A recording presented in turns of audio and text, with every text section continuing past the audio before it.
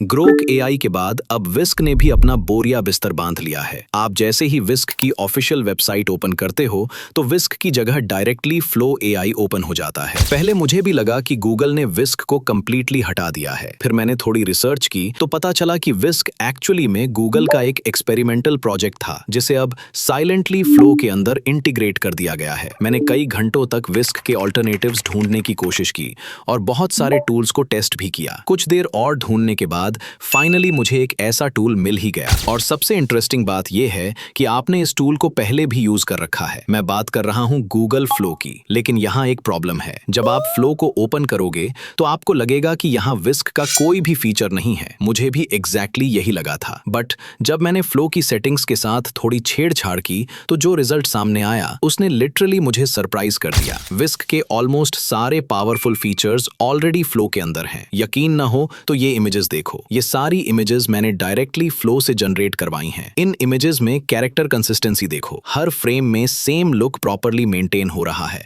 और क्वालिटी भी next level आ रही है। एंड ये सब मैंने बिल्कुल फ्री में किया है और आप भी कर सकते हो। इनफैक्ट फ्लो में कुछ ऐसे भी एडवांस फीचर्स हैं जो विस्क में भी नहीं थे। वीडियो काफी इंफॉर्मेटिव होने वाली है तो एंड तक जरूर देखना। सबसे पहले हमें गूगल फ्लो की ऑफिशियल वेबसाइट ओपन करनी है। यहाँ न्यू प्रोजेक्ट पर क्लिक करके एक नया प्रोजेक्ट क्रिएट कर लेना है। इसके बाद सबसे इंपॉर्टेंट टॉप राइट साइड में सेटिंग्स पर क्लिक करना है और यहाँ clear prompt on submit option को ऑफ कर देना है। इससे अब आप जो भी प्रॉम्प्ट लिखोगे जनरेट पर क्लिक करने के बाद वो ऑटोमेटिकली क्लियर नहीं होगा, बिल्कुल विस्क की तरह। अब सबसे पहले हमें एक मेन कैरेक्टर चाहिए। इसके लिए पहले हम किसी एग्जिस्टिंग इमेज से कंसिस्टेंट कैरेक्टर इमेजेस जनरेट करेंगे। उसके बाद हम बिल्कुल स्क्रैच से एक नया कैरेक्टर क्रिएट करेंगे और उससे भी कंसिस्टेंट इमेजेस जनरेट करेंगे। तो इसके लिए आप प्लस वाले आइकॉन पर क्लिक करो और यहाँ अपलोड ऑप्शन पर क्लिक करके अपनी इमेज अपलोड कर लो। एग्जाम्पल के लिए मैं अपनी ही एक इमेज अपलोड कर रहा हूँ। कुछ सेकंड्स बाद इमेज अपलोड हो जाएगी। अब आता है सबसे इंपॉर्टेंट स्टेप। इमेज के ऊपर इन 3 डॉट्स पर क्लिक करके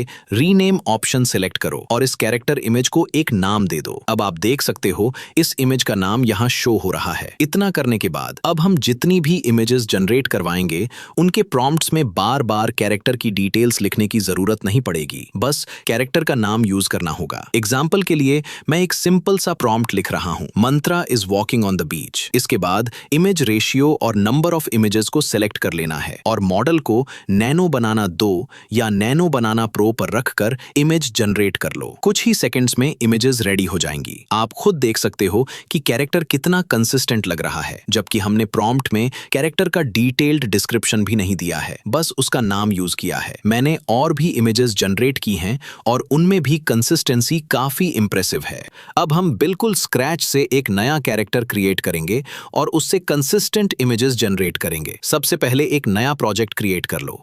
कैरेक्टर जनरेट करने के लिए मेरे पास एक प्रॉम्प्ट है जो मुझे चैट जीपीटी ने दिया है। मैं इस प्रॉम्प्ट को कॉपी करके फ्लो में पेस्ट करूंगा और बाकी सेटिंग्स सेम रखकर इमेज जनरेट कर लूंगा।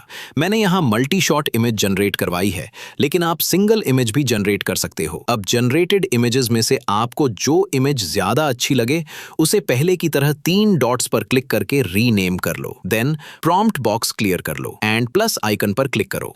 यहाँ आपको अपना रीनेम्ड कैरेक्टर दिख जाएगा। इसे सेलेक्ट करके ऐड कर लो। अब आप जो भी इमेजेस जनरेट करवाओगे उनमें कैरेक्टर फुल कंसिस्टेंसी के साथ जनरेट होगा। मेरे पास कुछ प्रॉम्प्ट्स हैं जो चैट जीपीटी ने जनरेट किए हैं। इन प्रॉम्प्ट्स में सिर्फ कैरेक्टर का नाम, पोज और एनवायरनमेंट डिटेल्स दी गई हैं।